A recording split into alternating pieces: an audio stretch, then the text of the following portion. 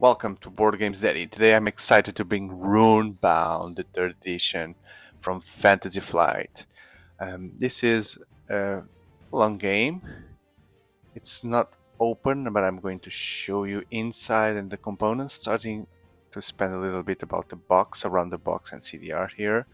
So these are some of the characters that you can use in the game on this third edition. And in the cover of the box, in the lead, I guess this is one of the bosses, and I'm not sure who that girl is. I haven't seen it. And you have some image on the background of the landscape. I cannot recognize on the game board, but there must be some volcanoes there and a city like that. And there's a river, so the map is huge, as you are going to be able to see once we open everything. And I'm going to give you an idea how to play, but like this is not a how to play video. It's more for me to share with you what's inside and some details about this game if you're curious. The third edition plays differently from the second edition, which I will also bring to the channel. So I'm better prepared to explain this third edition because I know the game and I've played. So you'll have some figures, only 6, while the second edition has more. The map doesn't look that big, but we'll see how big it is and beautiful. So let's go in. Let's go in. This is a fairly complex game to explain, so I'm going to try to do it by slices, and everything is going to be focused on the map, so I'll take the map after showing you the manuals. So as per Fantasy Flight games, you have 2 manuals, the learn how to play and then the rules reference. Let's see both. Manual looks very good, very clean, lots of images showing all the components and diagrams. Okay. Everything is very well explained. The cities that you'll visit, how combat works. And then the 2 campaigns that this base game brings, which is fighting against the dragon Margath or fighting against this necromancer. So if you're looking for variety in this game, you only have these 2 campaigns.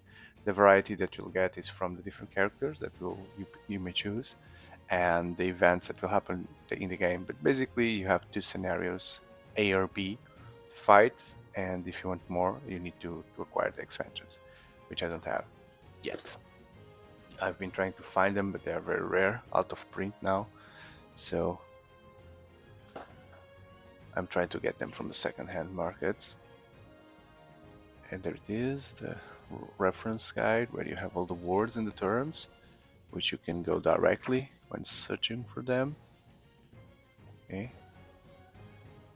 Huge list of terms. Because as I mentioned some minutes ago, the game is not that simple. It's something that you can learn in 1 hour and then you immediately get how it works. But it's not that simple to start. Okay, so yeah, the box. This is a second-hand that I bought. This is a second-hand game that I bought used, right? So I'm going to show you things that I'm not responsible for, like for example that box with fruits, that bag with fruits there. But anyway, it's the only one that I have, so I'm sharing the experience with you. And let's start by taking a look at this map. It's so big, so I need to do some trick here in the camera because bear with me 1 second, please. I want you to see everything possible. Okay, so yeah, that's like 99% of the map that you can see. And it's huge. Look at my hands. It's like a very big board. Nothing out of ordinary for other board games, but it has lots of places for you to visit. So it's big in a sense that you can go in many directions. So you can see there are axes here, which are the houses that you can visit and move forward, the places, the steps. You move 1 axe at a time. And I'm going to move around a bit for you to see. You have 4 cities. One is here, another one is there, another one is there, and another one is up there, so far away from me. The cities is where you can buy items that are here on the side. We'll see the cards. and you can buy them, and your character will have a starting location that you can choose, but basically you can move around anywhere you want. There is no defined path for you. This is a very open game. Um, Places have many names, so the Mountains of Despair, woo, Manara's Seat, Gardens of Tarn, the Blackwing Swamp, and etc. etc. etc. Because these places will be marked with quests, and you have different types of terrain. So normal terrain, the greenish thing, and mountains, hills, forests. No, these are hills. Sorry, forests and mountains are things like that, and swamps and water. And then you have the road. Um, and on the left side you have here these squares, which are the counters to count the actions. So you'll do how many, like 1 2 3 4 5 6 7 8 9 10 11 12 actions times 2, so you'll do 24 actions the whole game. You will play 24 times the whole game, and then the game ends, so it will move forward and forward. All these places that you can see with those colors, this is where you'll have quests and adventures, fighting adventures, exploration adventures, and social adventures. Okay, and you'll visit those, and if you want, you can do those actions or find those quests for yourself. So let's start taking things out from this box. I'm trying to. I'll try to have some logic order here to help you understand. And let's start with this. These are the damage counters. It's very intuitive. And then this is how you move through the map. These dice. So you throw them, and then you are allowed to move one space in forests or hills, plus plains and forests, and at the same time mountains and water. Or you can use, oh, this one is glued very badly. Wow. Oh, maybe I can fix that. Good, I told you this is secondhand. So, and then you can use any of these symbols to go through the roads or to enter into cities and temples, etc. The amount of dices that you can use to move depends on your character stats. So some of them will move faster than others, some of them will be stronger on fighting than others, as you can imagine. So let's take a look at the characters now, for you to have an idea. So I'll put on this side the things that we've seen. We've seen how to move. Then let's take a look. Wow, clearly to be used on kitchen for food purposes, these bags, but I won't use any different. So this comes with these 6 characters, okay, and we have the miniatures here. I will show you. By the way, let's do both things at the same time. So I'll show you both miniatures and characters. I know the expansion brings a bit more characters, but I only have these 6. So first of all, Lisa. So Lisa will use these runes to do its attack. So that's why this game is called Runebound, because you fight not with die or cards like in normal games. You throw runes, and runes have both sides, which have different stats. So this will be 2 damage, 2 magical damage. This is a flip of a token, right? And she starts with 1 money, and she can have 3 cards in her hand. The start location is a shrine, and Lisa is most comfortable in the wild wilderness, away from the civilization. She is half human, half kachi, because she looks like a feline, right? Okay, and then on the other side, this is the initial setup, and then on the other side, this is where you play, where she has these 2 abilities here. After you are defeated, you may exert to heal out damage. So if she dies, she can come back. Because in this game, if you die, you die. You're out of the game, right? But apparently, if she dies, she can exert, and exert is to discard the card that you have on your hand, and she heals. So 9 lives. That's why she's a cat. She has 9 lives. And you also have another ability that you can use during combat with one of these stats. And then you have the fighting tests, the fighting skills, the eye skills for perception, I don't know, and mind skills for testing during the quests. She moves 3 dice, she has 9 life, and she can have 3 cards on her hand, 3 skill cards. So I won't do all this explanation for the characters. I'm just going to do this first one, and you know what to expect from the other ones. And here's Lissa. Let's take a look at Lissa, the cat lady. The miniatures are very good from the third edition. When you see the second edition, you'll notice the difference. These are very good. I need to move things from the background. And then we have Laurel. She looks like a ranger of something. She has more cards on her hand to start, but she also moves 3 and has less life. She's a pathfinder. Okay, she's a ranger, some kind of ranger, knives and crossbows. Okay, the focus is killing me with the map on the back. Okay. Next, Elder Monk. Elder Monk. Here's the guy. Elder Monk. This is an orc-like character. Oh no, it is an orc, but magic orc. Once per turn, you may exert to draw 1 skill. Okay, so I can get rid of cards. Here's the guy. Oh, he's super small. Like a goblin character. The staff is bigger than him. The staff is bigger than him. Okay. And then Corbin, the dwarf. Okay. Corbin. 10 of life. And he's a bounty hunter. Once per hero per game.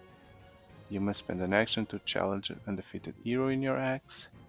Fight until a hero is defeated. If you defeat a hero, you gain 20. Okay, so this one fights. And has advantages with fighting the other players. There he is. Spiky horn there. Then you have Master Thorn, who looks like a monk of something. And he can teleport. Here he is.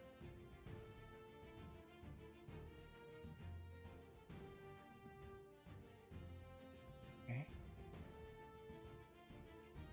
And last but not least, the big warrior, Lord Otarn. Lord Otarn. That comes with this big sword. Big sword. Okay. Now you've met the six warriors here, the 6 characters. So they'll move around, and then so during the game you can decide whatever you want to do. So you can move, you can, if you are in a city like here, you can buy the cards on your side, then or you can draw cards, which is called train, or you can spend some cards to equip skills, or move forward, advancing quests that you need to complete. Okay. So I'm going to show you some examples here of the runes that you use. So this is for the bastard sword warrior, right? It's axe, or on the other, you can always see what's on the other side. It's going to be a shield to defend. This one has damage or activate magical abilities, and some of them are golden, which represent initiative. So if you have more golden symbols than your adversary during fight, you'll have initiative, so you will attack first, which is always a good thing. And then you have there's the money, right? And then there are runes that are not starting runes, so you get those extra runes for your attacks when you acquire certain items. So for example, here is an axe that you acquire. It's numbered A4, and this axe will give you 2 more fighting damage, or this book that you can acquire that will give you the magical item or the duplication. This is the duplication, and you have lots of different ones, even with different colors. So I guess there will be some logic here with the colors, reds and blues. Red for attack, blue is equipment. Yeah, sounds like armors, and then these are items that you can use to help you during the fights. Okay. So then, when you do the quests, let's take a look at the quests here. Oops. Let's take a look at the quests. I'm going to lower a bit the camera now. The camera so high. Excuse me here. Okay. So these are the exploration quests that you get when you activate those spots there. So I'm going to show you some examples here. Okay, Hunters of the Downs. So you need to go that place. When you get there, you throw these dices. You throw 3 dices, and then if you get this, you get the lowest result. If you get these as lands, you get this, and if you get the 3 ones that they want, you gain 1 lore or 3 of money, which is the best outcome possible. So all these quests, they identify the place where you need to go, and then what you need to do to to get the prize. Or then you have events, which normally are tests. So you need to do a test, this one or this one, and if you win, you get the card. If you win the quest, you get the card. Cards that you can exchange for skills, as we are going to see. The dragon bones, and then you also have your enemies that you'll fight. So this enemy will come, the Deathbringer, so you'll need to fight with him. And enemies, they have their own type of fighter. So this is a savage fighter, which you'll need to use a certain setup for fighting. And these are the abilities that you will have, and this is the reward that you get if you kill this enemy. And you can see that this dragon will only be used on the campaign for the dragon boss. If you do the other one, this should not be in the deck, as well as this quest here. It's specific for the Dragonlord. And this test is the same thing, dragon. Okay, Whipping Basin, that's that place there. The quest that you can get there, more tests. So these are the neutral ones that are valid on all campaigns, not specific. So probably I need to separate these things by campaign to make sure that the setup is easier. Necromancer, skeletons for the necromancer. So it gives you a flavor of fighting things that are really related with the purpose of the game, that the campaign that you are fighting, right? Not just random things. So that's why this setup needs to be improved. Or I can just simply do that when I lay down the game. Okay, so this card is upside down. I need to fix that. More quests. And there is also some neutral enemies like this Face Sorceress. That doesn't seem to belong to a specific campaign. Shadow King. Okay, good. So these were the exploration quests. Now, the fighting quests. Let's take a look at the fighting quests. Okay, another dragon. So there are fights, even if these are the fighting quests, you get enemies in all types of quests, right? But these will be more fighting related. You'll see lots of more fights here. So dragons, wow, the dragon hybrid, humanoid, refugee camp, the Deathbringer, the great dragon. None of these guys is the boss. And you even saw one of these cards on the other deck, right? The exploration deck. That's Deathbringer as well. So the Moonbeam Cat, that's a neutral. Undead Horde. Lots of zombies and skeletons if you go for the Necromancer. The Death Knight. Go figure. Orc Brigand. Ogre. Animates and natural creatures. The Beastman reanimates over the deep health. Another Beastman. Razor Wing.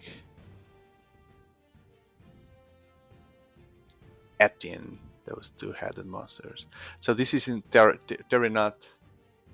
Terrinoth's world. So you may recognize these monsters for games like Descent or Battle Lore, Rune Wars. They are all part of the same world. So these, and even some of them are very Dungeons and Dragons related. So it's a universe that I enjoy. I don't know it deeper, but I enjoy this art and this fantasy-like worlds. And I'm not sure if these characters are like well known within the lore and in different games. If you can play with these characters on Descent or something else, maybe I'll figure it out one day if I have the chance to start playing this more often and at the same time. And then you have the envelope quests. The envelope quests. Here they are. More events, tests, quests. The Death Prophet from the Dragon. Another quest. Another one from the Necromancer. Who puts the sleeves cards upside down? That's a stupid mistake. Cut purse. So this guy is a trickster. Tests. Quest. So it's a huge variance. The decks are all the same. They have tests, fights, and quests, right? So it depends exactly also on the kind of token that you want, because when you complete this, you get this as a token, as a trophy, sorry. And you'll need these things in order to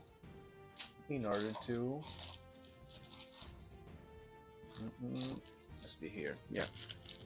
So in order to do something, which I'm going to show you, the smaller cards are both equipment and skills. So you see those two decks. Let's start with the skills. So these are the skills, and for you to train this skill and for it to become active, you need to discard at the same time 1 green trophy and 4 of any color. So you need at least 1 of these completed quests and then 4 of any other kind, and then you have this power active forever. And for example, this says whenever a round of combat begins, before the tokens are cast, before you throw the runes, right, you may exert to remove 1 of your foe's tokens. Okay, so you can discard a card that you're not using, remove 1 of the tokens. So it should be something powerful, right? Because it's 5. And you can only use this token, this skill, if you have at least 1 level on the high skills, the yellow skills. Some characters don't have, so at least you need to have 1.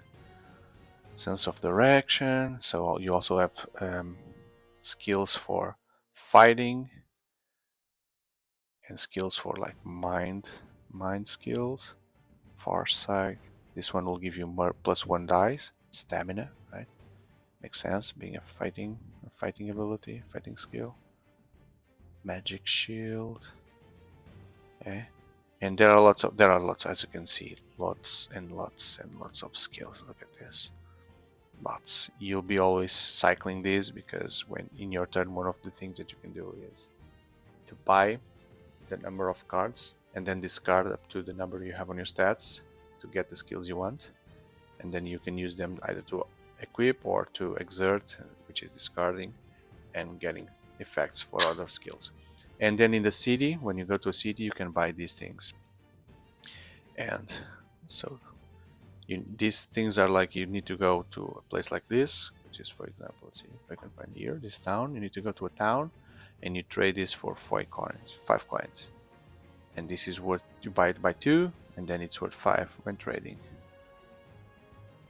And, Or you can buy things like this axe, costs 9, which is a lot, but it'll give you an extra rune for fighting.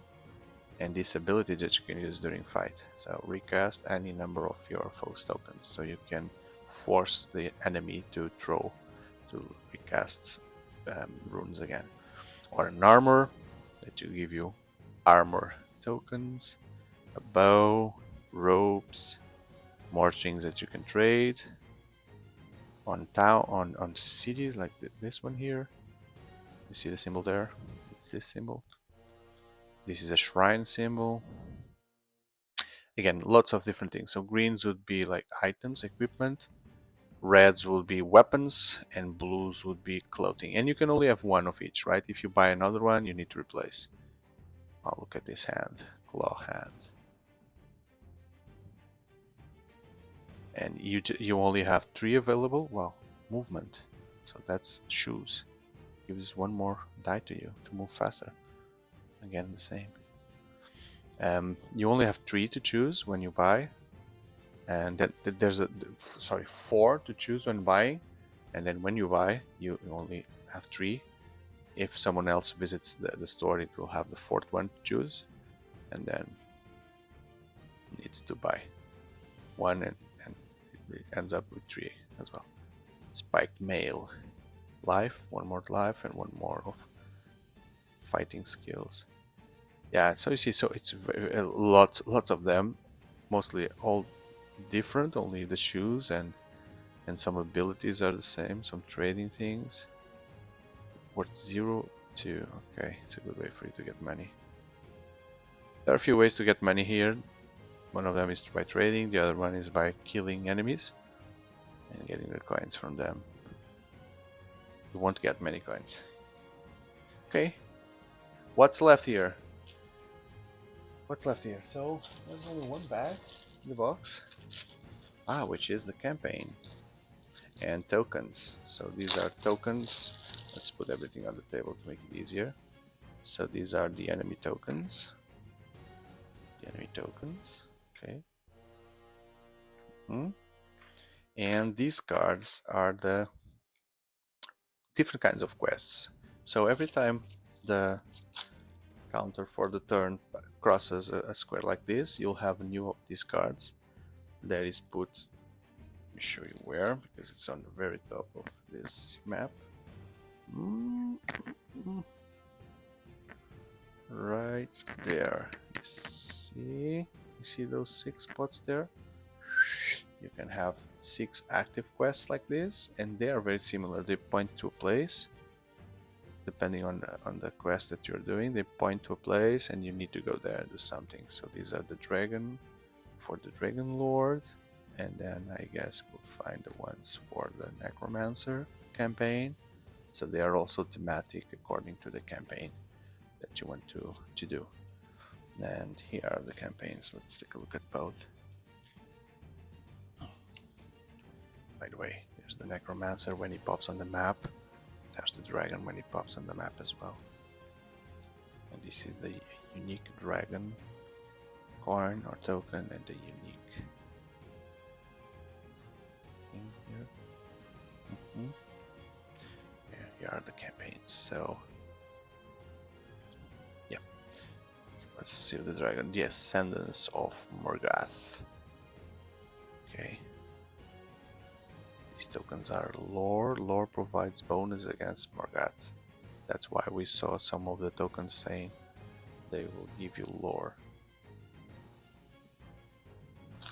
Which they are here, these tokens. Okay. And then there's Act 1 and Act 2. And then when we fight the guy, this is what will happen. You will have 15 of life, which is not much. And he has -1 for each lore you have. Wow, that sounds simple. And then he can taunt, they can heal, or he can do many things. And then the Corpse King, a bit of flavor. What the tokens do. Zombie tokens that you will deploy or something. And then when it's time to fight, Vorakesh will pop up. Vorakesh. 10 plus 1 life for each zombie and -2 for each companion we have. Companions? I don't know what companions are. yet. Okay. That's it. Those are the 2 campaigns for the game. So this was Runebound 3rd edition. I hope you enjoyed the Runebound 3rd edition, and I would love to bring the expansions as well. You have the expansion that will make the game very cooperative, and then I guess 3 that adds extra characters and extra campaigns. So I would love to bring those as well to the channel. And I'm going to venture in the next videos on the 2nd edition, which is a bit of mystery to me. But anyway, I'll just go there for the experience and to share with you the components.